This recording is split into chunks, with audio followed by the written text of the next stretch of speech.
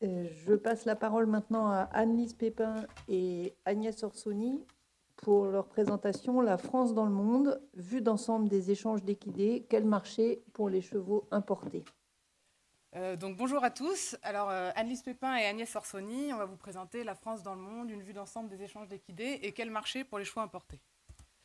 Donc la filière équine se situe dans un contexte économique assez difficile avec une crise économique en 2008 dont on voit encore les répercussions maintenant, une régression des activités équestres et des paris hippiques, une baisse de la production ces 10 dernières années et une augmentation de la concurrence internationale.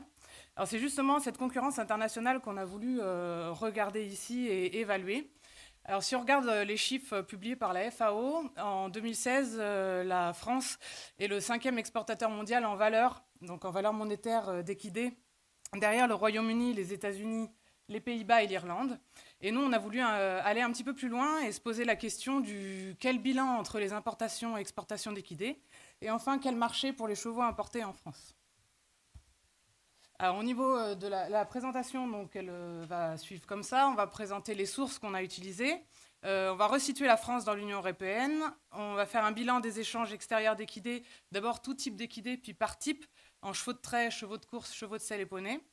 Et enfin, on va finir par vous donner quelques informations sur les marchés des chevaux de selle et poneys importés en France.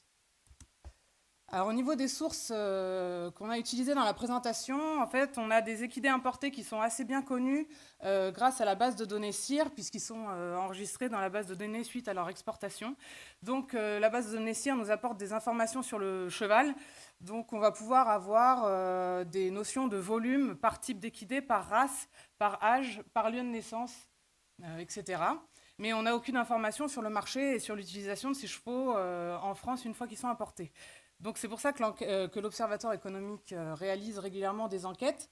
Et la dernière en date, qui date du coup des importations 2017, nous a permis d'analyser 1300 transactions qui vont nous donner des informations sur les utilisations de ces chevaux, les lieux d'achat, les circuits d'achat, les prix, les acheteurs, etc. Au niveau des équidés exportés, on estime leur nombre à partir en fait, des certificats sanitaires qui sont réalisés à chaque exportation d'équidés par les départements. Donc, ces certificats sanitaires sont enregistrés dans la base de données TRACE, qui est une base de données qui répertorie les mouvements d'animaux en Europe. Pour les échanges intra-Union européenne et pour les échanges vers les pays tiers, on étudie ces certificats sanitaires à partir des remontées en fait, directement des départements, des DD-CSPP des départements. Donc ces certificats sanitaires, ils sont établis pour chaque cheval, donc c'est des données individuelles au cheval, et quand on recoupe ces informations avec la base de données CIR, ça nous permet d'avoir des idées des volumes exportés par type d'équidé, par âge, par destination et éventuellement par département de provenance. Ensuite, pour les données en valeur monétaire des échanges d'équidés, on utilise la base de données TradeMap qui répertorie en fait les données des douanes déclarées par les pays. Et ça nous permet d'avoir des idées de balance commerciale. Mais ces données sont partielles et ma collègue Agnès va vous expliquer pourquoi. Donc nous, ce qui nous intéressait, c'était de situer la France dans les échanges en Union européenne, donc pour savoir comment situer la France parmi la concurrence. Le problème, c'est qu'on avait un biais sur ces données-là, parce que, dû aux accords de libre-échange, les transactions sont facilitées au sein de l'Union européenne. Et ça va, vous m'entendez bien ? Parfait. Donc la déclaration des transactions n'est obligatoire qu'au-dessus d'un certain seuil. Et le souci, c'est que ce seuil n'est pas le même pour tous les pays de l'Union européenne. Donc par exemple, pour la France, il est à 460 000 euros. Pour Malte, il n'est qu'à 700 euros. Donc une transaction au-delà de 700 euros va être déclarée, en dessous de 700 euros ne va pas l'être. Et par contre, pour les Pays-Bas, il faut que la transaction soit de au moins 1 500 000 euros. On a donc des données partielles au sein des échanges Union européenne. Donc nous, ce qu'on a choisi de faire, c'est de vous présenter les échanges entre l'Union européenne et les pays tiers, car ceux-là sont tous déclarés et ça permet donc de comparer les pays de l'Union européenne.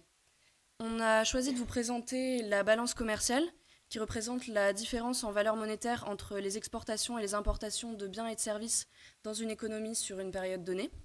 Et ça permet de situer la France en 5e position en Union européenne, derrière les Pays-Bas, l'Allemagne, le Royaume-Uni et la Belgique. Donc les Pays-Bas sont en tête de très loin avec une balance qui représente près de 50% de la balance totale de l'Union européenne, qui est, elle, de 600 millions d'euros.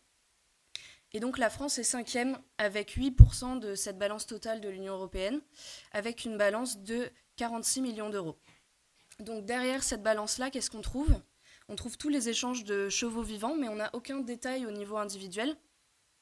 Donc on pense que les chevaux de course pèsent lourd dans la balance, mais on n'en a aucune idée. Donc ce qu'on a choisi de faire pour la suite de la présentation, comme les échanges étaient difficiles à quantifier en valeur, c'est de vous présenter des échanges en nombre de têtes. Et dans le reste de la présentation, on a pris en compte les échanges intra-Union européenne. La France exporte 2 fois plus d'équidés que ce qu'elle en importe. En 2017, elle en a importé 9 800 contre 18 000 exportations. Elle importe principalement des chevaux de selle et poneys et des chevaux de course. Et elle exporte principalement des chevaux de trait, des chevaux de selle et poneys et des chevaux de course. Je vais vous détailler type par type l'import et l'export. Donc le plus gros marché à l'export concerne les chevaux de trait. On en importe seulement 170 en 2017 depuis la Suisse, la Belgique, l'Espagne et le Royaume-Uni. On importe donc principalement depuis leur berceau de race des Franches-Montagnes et des traits belges. Tandis qu'on exporte 8710 chevaux de trait en 2017, principalement vers l'Espagne et l'Italie, principalement des comtois, des chevaux d'origine constatée type trait et des chevaux d'origine non constatée type trait. Il est à noter que 94% de la production française en 2017 part à l'export. Et également que récemment, un nouveau marché s'est ouvert, c'est le marché japonais.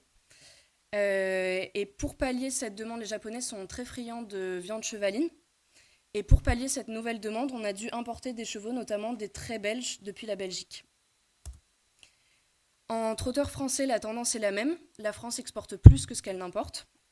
On importe en effet 250 chevaux depuis la Suède, l'Italie et les États-Unis à un âge moyen de 8 ans et 5 mois, tandis qu'on exporte 3100 trotteurs français vers l'Italie, la Belgique, l'Espagne et l'Irlande à un âge moyen de 5 ans et 1 mois. Et il faut savoir que 30% de la production française en 2017 vont partir à l'export. En course toujours, mais cette fois-ci en chevaux de galop, la tendance s'inverse. On importe plus que ce qu'on exporte. En 2017, 1830 importations depuis l'Irlande, le Royaume-Uni, les États-Unis et l'Allemagne à un âge moyen d'1 an et 10 mois, contre 1050 exportations vers l'Italie, l'Espagne, l'Allemagne et les États-Unis à un âge moyen de 5 ans et demi. En poney, la tendance est la même, plus d'importations que d'exportations. 1830 importations depuis les berceaux de race, les Pays-Bas, l'Irlande, le Royaume-Uni et la Belgique. Donc on retrouve des ONC type poney, mais les chevaux issus des berceaux de race des Shetland, des Connemara et des Welsh. Tandis qu'on exporte 710 chevaux, poney du coup, vers l'Italie, l'Espagne, le Royaume-Uni et les Émirats arabes unis, principalement des ONC de type poney, mais également des poneys français type poney français de selle et potioc. Il est intéressant de noter que parmi ces 710 poneys exportés, 270 sont des poneys de race. Et sur ces 270 poneys, 70 ont un code reproducteur dans la base cire et 70 ont un indice de performance. Donc 70 ont eu ou vont avoir potentiellement une carrière à la reproduction et 70 ont eu ou vont avoir potentiellement une carrière en compétition. En chevaux, la tendance reste la même, plus d'import que d'export. 5730 importations depuis encore une fois les berceaux de race, l'Espagne, la Belgique, les Pays-Bas et l'Allemagne, donc des races étrangères de sport de type KWPN, Z, BWP, mais également des ONC de type selle et des pures races espagnoles. On exporte 3850 chevaux vers l'Italie, l'Espagne, le Royaume-Uni et les Pays-Bas, principalement des ONC type selle, mais également des races françaises, des Arabes, 45% de la production de 2017 part à l'exportation, des selles français, 10% de la production française part à l'exportation, également des anglo-arabes et des demi-sang arabes. Et encore une fois, sur ces 3850 chevaux, certains sont des chevaux de race, donc ils sont 2780, et sur ces chevaux-là, 780 ont un indice de performance, donc potentiellement une carrière en compétition, et 590 ont un code reproducteur, donc potentiellement une carrière à l'élevage. Je vais laisser ma collègue vous détailler le marché à l'import pour les chevaux et poneys. Donc, comme vous l'a dit Agnès, on a 7600 chevaux de selle et poneys qui ont été importés en 2017. Si on regarde les pays de naissance de ces chevaux de selle et poneys, on remarque qu'il y en a 21% qui sont nés aux Pays-Bas, 18% en Espagne et 16% en Belgique, qui fait de ces trois pays, les Pays-Bas, la Belgique et l'Espagne, les principaux fournisseurs de la France en chevaux de selle et poneys. Mais il y en a aussi 12% qui sont nés en Irlande, 10% en Allemagne. Alors, l'enquête réalisée sur les importations 2017 nous a permis de mettre en valeur qu'en fait, il y en a 16%, soit à peu près 1200, qui n'ont pas été importés depuis leur pays natal. En fait, ils ont été d'abord importés dans un pays pour être réexportés vers la France. Et les pays de transit majoritairement mis en évidence, c'est la Belgique, le Pays-Bas et le Royaume-Uni. Donc, sur ces 7600 chevaux de selle et poneys, il y en a 91% qui ont été importés suite à une transaction. Et justement, c'est là que ça va nous intéresser pour savoir en fait pourquoi faire ces chevaux ont été achetés en étant des chevaux importés. Et surtout, pourquoi est-ce que ce n'est pas des chevaux qui ont été nés en France qui ont été achetés. Alors, au niveau des utilisations... 5 minutes, questions comprises. Au niveau des utilisations, donc on a 39% de ces chevaux de selle et poneys qui ont été importés pour faire du sport, donc pour être utilisés en compétition. Alors, c'est plus de 50% des chevaux de race de selle, c'est à peu près 40% des chevaux des poneys de race. Au niveau de la discipline pour ces chevaux de sport, ces chevaux et poneys de sport, c'est majoritairement du CSO, à plus de 50%. Mais là où c'est marquant, c'est aussi qu'on a 33% des chevaux de race de selle qui sont importés pour du dressage et 27% des poneys importés pour du dressage également. Ensuite, on a 44% des chevaux qui sont apportés pour du loisir, avec 43% en promenade randonnée, 35% en utilisation polyvalente et 19% en enseignement. 13% des chevaux qui sont importés pour l'élevage et 5% pour une autre utilisation telle que la compagnie, le travail ou le spectacle. Si on regarde l'évolution par rapport à la même enquête réalisée en 2017, on a une forte augmentation des achats pour le loisir et notamment pour la promenade randonnée. Et si on regarde hors équidé et ONC, on a une augmentation des achats pour la compétition et une diminution, à contrario, des achats pour l'élevage. Au niveau des prix pratiqués, on a comparé les prix moyens pratiqués pour les chevaux importés par rapport aux prix qu'on remarque sur les chevaux nés en France sur le marché français. Alors, on remarque que, quelle que soit l'utilisation, que ce soit sport, loisir ou élevage, les chevaux de race de selle sont plus chers quand ils sont importés que quand ils sont nés en France. C'est notamment vrai pour les chevaux de sport, puisqu'ils se vendent en moyenne 13 600 € quand ils sont importés, contre 7 500 € quand ils sont nés en France. Voilà. Et les équidés aux origines non constatées suivent cette même tendance. Ils sont plus chers quand ils sont importés que sur le marché français. Mais par contre, si on regarde, ce qui est assez marquant, c'est que pour les races de poneys, pour les poneys de race, c'est l'inverse. En fait, ils sont plus chers sur le marché sur le marché français que pour les chevaux importés. Et c'est notamment vrai en sport, où les poneys nés en France se vendent 4 200 € en moyenne, contre 2 600 € quand ils sont importés. Au niveau des acteurs qui participent au marché des chevaux importés, on a 56% des chevaux qui sont achetés par des amateurs. Ensuite, on a 20% des chevaux qui sont achetés par des établissements équestres, 14% par des éleveurs et 7% par des marchands ou cavaliers professionnels.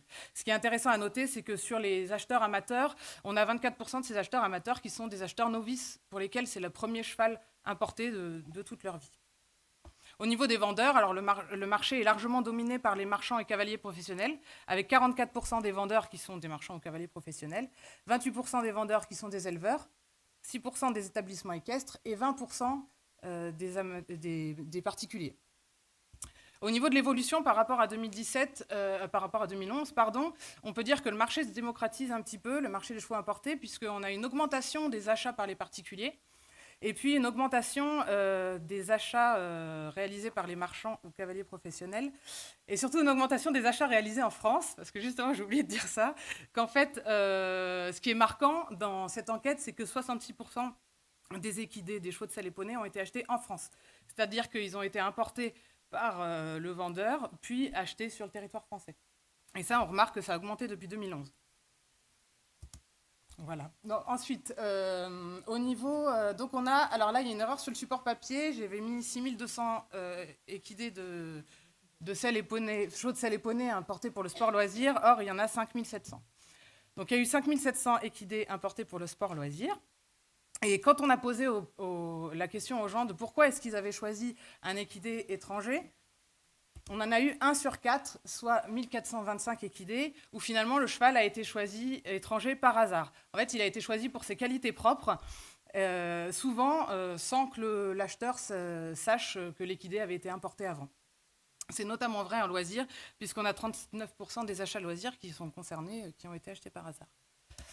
Pour les 3/4 restants, ce sont des achats qui ont été réalisés parce que l'offre était indisponible en France. Donc, c'est des achats qui étaient plus spécifiques, avec une recherche plus particulière. Alors, elle est un petit peu différente en fonction du type de chevaux. C'est-à-dire que pour les équidés de race de selle, c'est vraiment une race qui est recherchée en premier. Donc, je cherche un KWPN parce que j'ai envie de faire du dressage et que c'est une race qui est performante en dressage. Je cherche un cheval ibérique parce que j'aime bien. Je cherche un islandais parce qu'il a des allures particulières. Ensuite, les chevaux de race de selle sont choisis aussi sur leurs origines génétiques, puis sur leurs qualités propres, sportives, etc. Je me dépêche. Ensuite, sur le poney, c'est pareil, c'est une recherche particulière, avec toujours des races qui sont recherchées et des origines particulières qui sont souvent un petit peu... qui sont différentes à l'étranger que celles qu'on trouve sur le territoire. Mais ce qui est mis en avant par les acheteurs, c'est surtout le prix, en fait, et ça nous rappelle un petit peu ce qu'on a vu avant, où les chevaux sur le marché importé sont... moins chers que ceux qui sont nés en France. Donc pour conclure cette présentation, donc on rappelle qu'on avait 2 fois plus d'équidés exportés qu'importés. Alors pour resituer la France à travers ses concurrents, donc on importe des équidés depuis les Pays-Bas, l'Espagne, la Belgique et l'Irlande. On en exporte vers l'Italie et l'Espagne. Alors attention, peut-être que l'Italie et l'Espagne, c'est une destination pour la viande, mais c'est aussi peut-être une destination intermédiaire pour des exportations un peu plus lointaines vers des pays tiers comme le Maroc, par exemple. On importe plus de pur sang de chevaux de selle et de poney qu'on en exporte. On exporte plus de chevaux de trait et de trotteurs qu'on en importe. Et pour conclure sur le marché des importés sport loisirs, on dirait qu'il y a 2 types d'achats, soit des achats spécifiques qui sont liés à une faible production française, comme les achats pour les compétitions de dressage ou pour le loisir, ou alors des achats qui rentrent en concurrence clairement avec le marché français, comme pour les compétitions de saut d'obstacles et les poneys de race. Merci pour votre attention.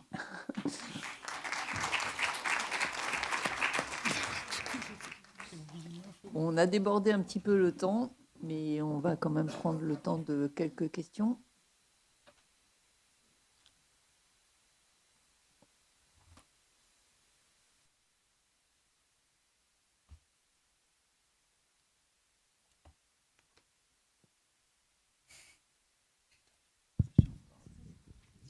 Oui, bonjour, Richard Crépon. Bonjour.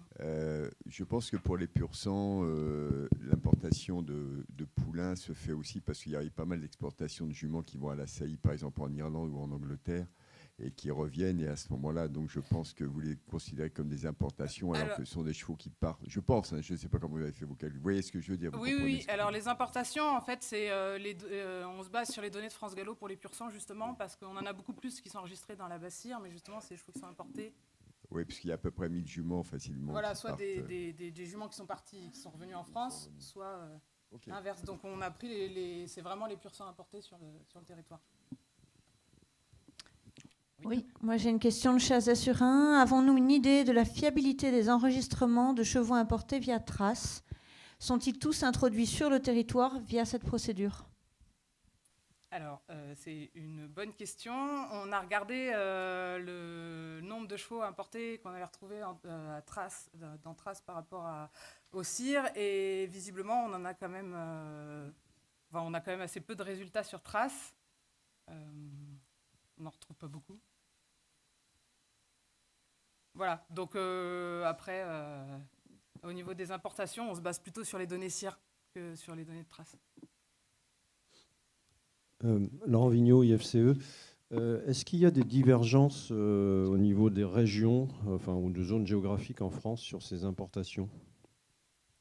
Alors, au niveau des importations, j'ai pas regardé en fait la localisation, parce on localise difficilement les chevaux sur le territoire français dans la Basse-Cire. Mais par contre, au niveau des exportations, il y a une grosse différence entre les départements. Et voilà, j'imagine que c'est pareil. Mathias Hébert, Fédération française d'équitation. D'une manière plus générale, au-delà de l'analyse quantitative qui est très claire, est-ce que derrière il y a eu un travail qualitatif auprès des importateurs ou des utilisateurs finaux pour voir quel était l'enjeu de l'importation? On a vu 2 critères par hasard et sur des qualités sportives. Oui. Mais est-ce qu'il y a une démarche ou une perspective derrière d'aller analyser un peu plus finement les attentes de ce public-là, en fait? Donc justement, il y a eu l'enquête qui a été réalisée là en 2017 là-dessus, savoir pourquoi est-ce que les chevaux avaient été importés. Et sur les analyses de l'enquête papier, pour l'instant, c'est les premiers résultats qui ressortent. Je pense qu'on va peut-être approfondir. De toute façon, il y a des notes de synthèse qui vont paraître bientôt là-dessus. Mais c'est vraiment, c'est surtout les critères principaux qui ressortent, c'est vraiment ça, sur les questions qu'on a posées. Si je peux me permettre de compléter, en fait, c'est une enquête qui a été faite en lien avec la Chambre syndicale des marchands, qui était très demandeuse aussi d'en savoir plus sur ces équidés importés et pourquoi, et qu'est-ce qui peut être le manque d'informations. Donc ça a été fait en lien avec eux, mais effectivement, c'est encore en phase, il y a encore beaucoup de données à dépouiller aussi.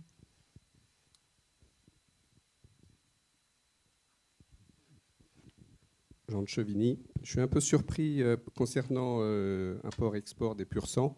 Je suis un peu surpris de vos chiffres. N'apparaissent pas tant l'Angleterre que l'Irlande, alors qu'on sait très bien que sur ce marché, on leur a vendu quand même beaucoup de chevaux. Au niveau de l'exportation ? Au niveau de l'exportation ? Alors, pur sang. Eh bien, c'est peut-être parce que le nombre de chevaux exportés sont estimés. Nous, on a... Oui, en complément, là, ou en réponse, ce qu'on peut dire, c'est qu'il y a sûrement des chevaux qui sont partis avec des DOCOM qui ne sont pas traités ici, qui utilisent les DOCOM pour partir vers le Royaume-Uni ou l'Irlande. Alors, normalement, les DOCOM sont utilisés pour des transits temporaires. Par contre, alors... Voilà, mais on n'est pas certain que ce soit le cas à chaque fois.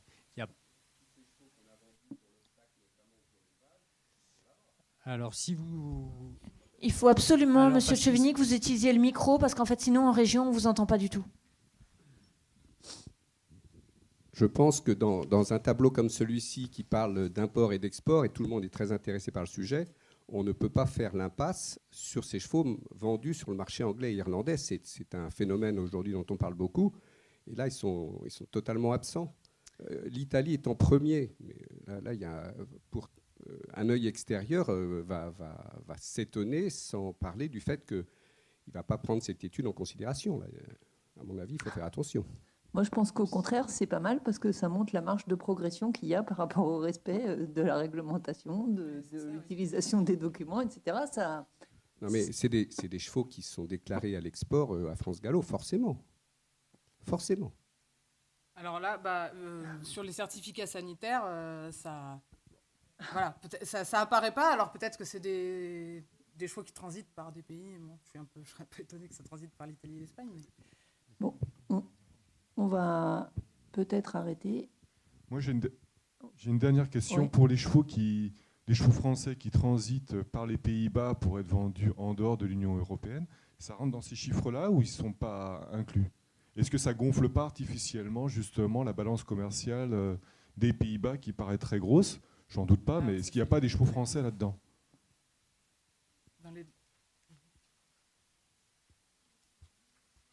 Alors, c'est par rapport à cette diapositive-là, c'est ça?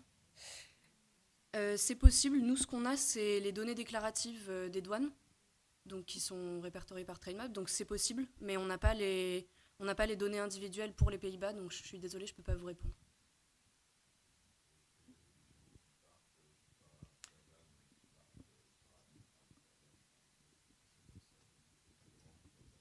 Peut-être dans la balance commerciale. Après, normalement, en termes de volume, on a l'information quand ils partent plus loin et s'ils transitent par les Pays-Bas. Oui. J'ai 2 questions des régions. La première de Chazé-sur-Ain qui demande la définition du DOCOM. Alors, le DOCOM, c'est des documents d'exportation qui sont réalisés suite à des accords en fait, entre les pays. Donc, des accords, il y a un accord tripartite Angleterre, attendez, je l'ai noté en plus. Irlande, Angleterre, France, Irlande, et des accords Belgique-Benelux. Et en fait, c'est pour des chevaux, normalement, qui transitent de façon temporaire entre les pays, voilà, pour faciliter les échanges. Ok. Et j'ai une autre question du lycée de la Cazotte. Le nombre de chevaux exportés vers les pays arabes, donc les Émirats, est-il négligeable? Sinon, comment continuer à suivre ces chevaux exportés vers ces pays? Est-ce qu'il y a des chiffres connus à ce jour? Alors, les chevaux exportés vers les Émirats arabes unis représentent 2% de l'export total de la France. Et encore une fois, on peut les suivre via les DOCOM. Donc, ça... via les certificats sanitaires. Et comme le disait Florence Méa, ça peut peut-être pousser à une progression de la déclaration. Merci.